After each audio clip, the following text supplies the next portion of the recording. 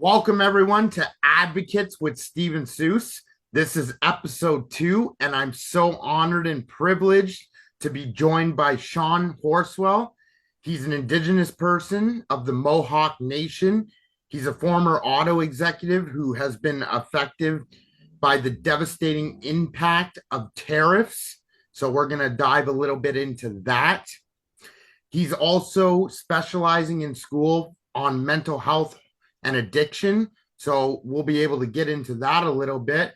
He was my roommate at Brentwood Recovery Home for addiction. So would love to dive into that and talk about that.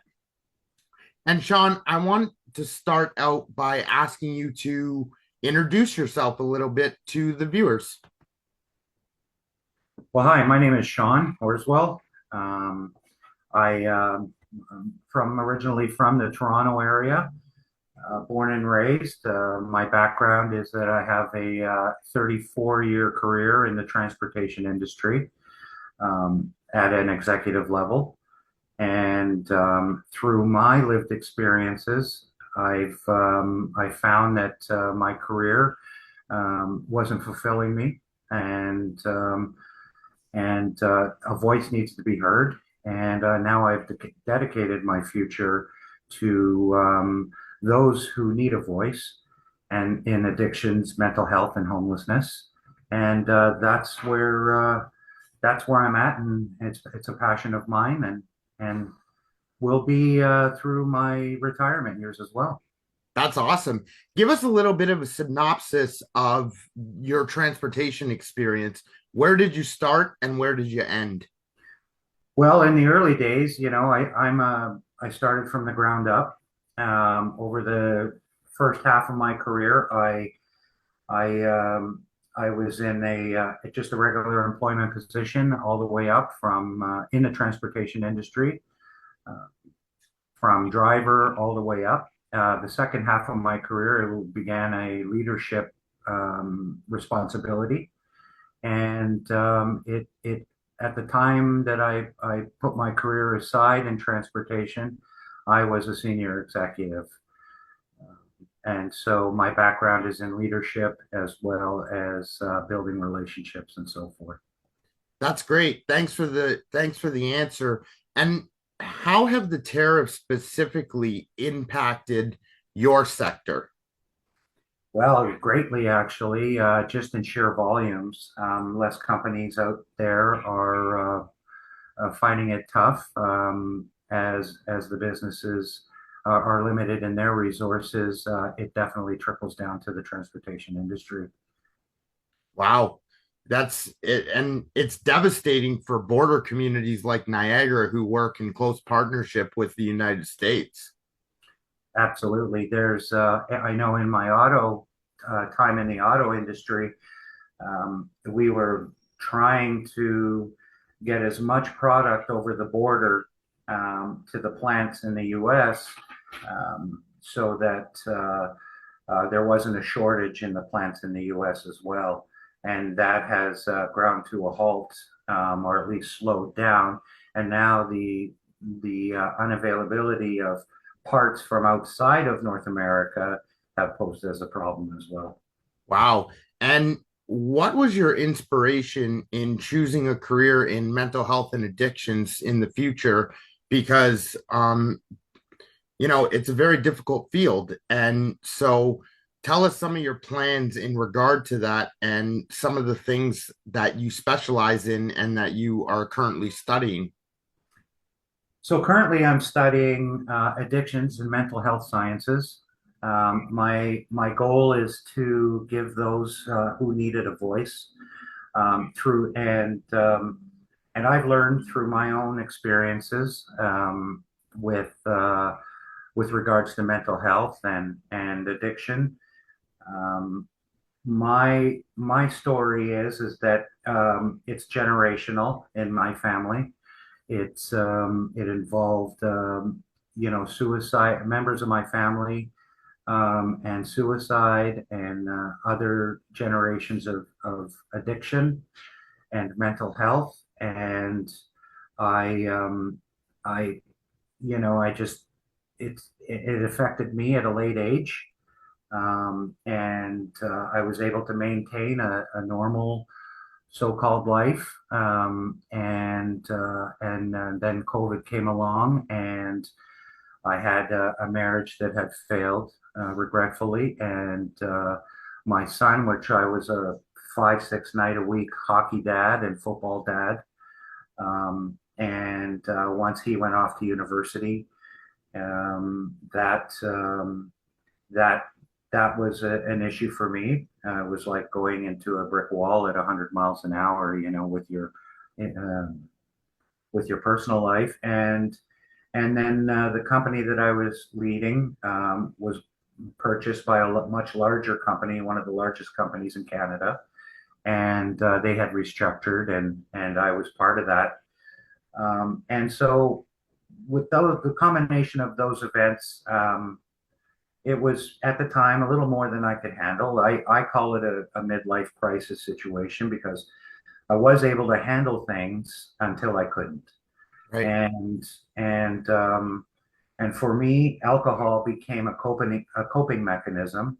Mm. And I found that I was isolating a lot. I had a lot of time to myself with everybody being so busy, and with COVID challenges. It didn't start out wanting to be that way, but it develops and it's progressive. So it kind of snuck up on me, and before you knew it, I was having a few too many drinks and escaping the realities, and then my inability to cope to that. Um, Through my time in treatment, which I did seek in 2023, it was an experience that has made me be grateful. Um, I have learned so much. It's it it. I found that it takes a village to get over these issues, and also in hearing other people's stories has really fueled my passion for giving those who needed a voice. Now, that is why I enrolled in school, and, and have no plans of stopping and then continuing on with that growth. Thanks for the answer. And, Indigenous people, they're disproportionately affected by these issues, and that's relevant in the stats. Now, tell us a little bit about the role quickly that faith has played in your journey. Well, it you know it, as I said, the community needs a voice, families need a voice. It is you know it's it's a desperate situation. We're in a crisis with mental health and addiction. We see it all over the world, and Canada, and even closer at home. And it's people who need help, and families need to be educated on for themselves, and to be able to have those resources to get help for loved ones. Everybody has an uncle, a cousin, a neighbor, a son or daughter, or a friend who struggles with mental health and addiction. And often these people are looked at, the people who can offer help and the ones who are living in a normal society. Um, they don't have the resources and the general understanding of how to cope with the family member and everything, and that really closes the door on opportunity. And I think where where municipalities and government and everything fall short is providing these resources. We are it's bringing, seeing this stuff before it happens, being prepared, because we don't want to wait until something happens before we get a response. And so if it's something that we can learn, accept, then I think that's a good story for everybody. And I am as I said, just so passionate about getting that initiative started. Yeah, And and municipalities, they are supposed to have emergency preparedness plans, just like the province, when it comes to emergency management. So that's an important thing forward because my next question, and if people may know that I'm building my team to run for Welland Mayor, and I've highly considered putting you on as deputy CAO. So you would be a great CAO, I think. And we haven't had many, if not any, Indigenous staff members. So we're going to make a little history while we do it. So, what do you think about the prospect of the municipalities banding together and asking Premier Ford, who you know, to declare a province wide emergency on mental health, homelessness, addiction, and possibly food insecurity that's becoming an ever growing problem in our province as well? it's you know, it's something that definitely has to be considered and looked at. We definitely have to um, get our voice out there. These it's not it is a systemic issue, um, and I don't feel like enough is being done currently, and it definitely needs to be approached in a sensitive manner. And You know, that's why we're here today. Exactly. And so going back to Brentwood, how long did you spend in the Windsor Detox service? What kind of services were provided, and what kind of services did you like the most about the Brentwood Recovery Home? Maybe specifically mentioning the transitional housing program that's attached to it. So the Brentwood model is a 12-week model in-house, where you're there for 3 months, and I had completed that, and I found it to be completely enlightening. It was through a group shared experience. It was time with others who suffer from the same issues of mental health and addiction, regardless of what your drug of choice was. We all had a common experience, and I was, even though I had graduated after the 3 months, I opted to stay for an additional 6 months in Brentwood's transitional housing unit, which was key because it was viewed as, or it is viewed as, aftercare, and which is something that is so important. It's not enough that there is just rehabilitation centers, because you're in that environment, you're in a safe bubble, and the illnesses are in the waiting for you in the parking lot doing push-ups. Yeah. And when you step out into the real world, you're faced with reality, and you're wondering, and you're 3 months is great. It's a good start, but it's my belief that aftercare is really key and instrumental to one's development and growth, and to have a really great chance at a normal life again. Absolutely. And the group sharing sessions are very important as well. We were lucky enough to have a great counselor in Dave Richardson. He would always be able to communicate, collaborate, and coordinate big issues. I remember getting $4,000 stolen from my bank account. I was going to leave the facility and I was finished with the whole thing. And he helped me get that money back. So I think the reliance on excellent staff who are professional in their fields is also important to have. You need somebody to be able to lean on. So that expertise is needed because these are high level issues, and without that high level staff to deal with high level issues, it leaves people in the dark. And people deserve to be happy, they deserve to be recovered, and they deserve to be well.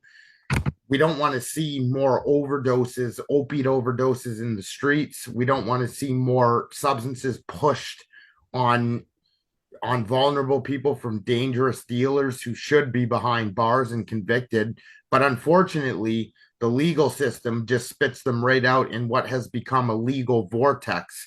Talk a little bit about justice and how we can improve the court system with specific mention to treatment courts, maybe. Yeah, treatment courts is key. It's bad enough that the illnesses and the diseases here that we speak about are, they affect your self-worth and your inability to cope. I know that now, and from what I've read and understood, is that treatment courts are starting to expand, and which I think is necessary because it gives those a second chance. And and they are mandated to take go into treatment, learn, and a place like Brentwood is great for that. They are big proponents of that way, because they're your top life skills as well. It's not just an umbrella under addiction and mental health. They walk you through it with their navigators and the psychotherapists and the like. And you spoke of Dave Richardson. Well, yes, he was a key for me. I consider him a friend today, and very important person in my life. That, as well as the other staff, that help each one of us have a hopeful and prosperous life. Absolutely. And you know a little bit of my testimony that the local services failed me, so they certainly need to be strengthened. But see, families oftentimes are in initial shock when they come to find out that they have an addicted or mentally ill loved one or somebody who's living on the streets. So that manifests itself in anger, and then you can't process it. So they aren't offered any kind of support or help, and oftentimes their friends turn their back on them. How can we restore those relationships and promote family reunification?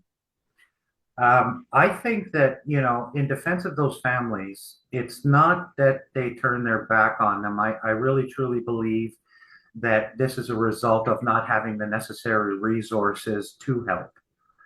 And it's not enough that it's, you get, different agencies that, there's Al-Anon and Narcanon and those types of situations. And how mental health really drives the homeless population, as well as the cost of living and things like that.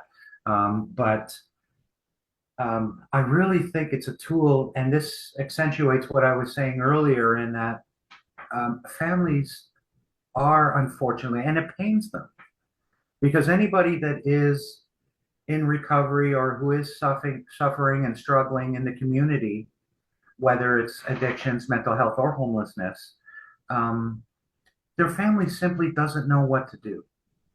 And I believe that they are loved.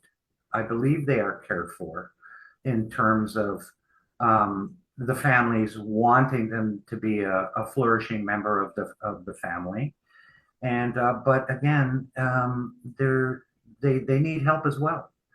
See, when you're in these issues, or like struggling with those issues, you're taking away the freedom of your loved ones, right? They lose their freedom too, because whatever they do in their life, whether it's in their regular jobs or raising other kids or being a good husband or a good wife or and so on, a good parent, a percentage of their day is taken, and it shakes you to the core as a parent and as another family member that you don't have the ability to help these individuals. And unfortunately they do have responsibilities, so I completely understand that. And they want to understand, it's not a choice this to be in this situation. It really isn't. It's something that it starts off by being a choice, but then it morphs into something that people can't control. And so I think with better understanding, families can be a very important tool, but they need the help and the resources to do it. Well, and these are healthcare issues. They're diseases and they're social determinants of health. So they have to be explored as such. We're going to move federally because I would be reminiscent if I did not speak about the federal side of things. So, assisted suicide is a hot topic, it's a controversial subject. But do you really think that assisted suicide should be made available to the mentally ill and the push for some MPs to actually extend it to children? I would say for the mentally ill, they that's a death sentence in that they don't get the help when they with the proper help that they have a chance. A doctor-assisted suicide has touched my family, but for physical ailments that were terminal. So it's a topic that I feel a lot about, and but I understand it. For children and who have mental disorders or I really in my heart of hearts don't feel that that is a path that needs to be taken. It seems pretty drastic to me, and permanent solutions to temporary problems. Absolutely.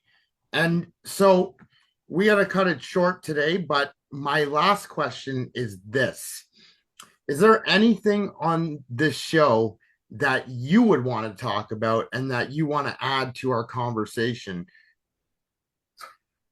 I think what one of the things that I definitely want to look into is what are municipalities and governments doing to actually help this crisis. I feel like it's incumbent of all of us to know what our governments are doing and what how are they affecting change and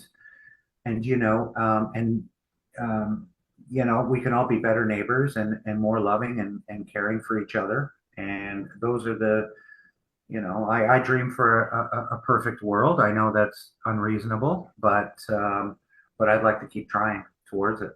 So, Yes, and of course, we're both committed to Indigenous reconciliation, tackling systematic racism and discrimination, especially as it pertains to assault on police. yeah. Everybody's aware that I want a public statement of condemnation on those issues. So I'm going to hope that the chief partakes in that. And of course, we need to review mental health and addictions laws at the province and how we can strengthen federal policy and legislation as well.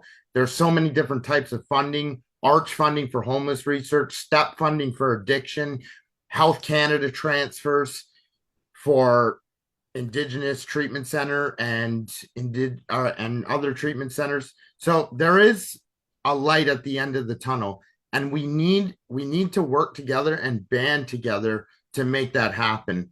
And my friend, I look very forward to the potential. I have to win an election first, but that's okay because I'm pretty used to campaigning at this point. I've been doing it 11 years. And the one thing I've learned from you as your roommate, the one thing I've learned from you is never give up on the dream. The dream is there. You can achieve it if you want. People can get into employment and they can help others. I know how dedicated you are to your family as well. You talk about them all the time. It's amazing to see. I hope and I wish that people have that family support moving forward. Is there anything else you would like to add, Sean? Yeah, it's been a pleasure and an honor to be here. And I would like to say that Indigenous communities are as important as any other community in society. They do, and we do, hope for fair treatment and to be and to have the same resources as anyone else would. I'm biased, obviously, a little bit, but I think there's some room for collaboration and a oneness that we can all come to. Well, and scrapping the Indian Act, which refers to people like us as mentally defective, it's not right. It's the most paternalistic and racist piece of legislation in the world. There are not a lot of countries that have it. We do. So hopefully we can band together and push the federal government to do so. Ladies and gentlemen, this is where I do my grand finale. People love the grand finale. Ladies and gentlemen, this has been Steven Soos. I'm the host of Advocates with Steven Soos. My guest today was Sean Horswell. He's a strong Indigenous person of the Mohawk Nation, a former auto executive for Ford, a longtime member of the transportation industry, and a very big supporter of Brentwood Recovery Home that has given people their lives back. Sean, thanks for joining us today. Thank you. It was an absolute pleasure, Steve. All right, take care of yourself and each other.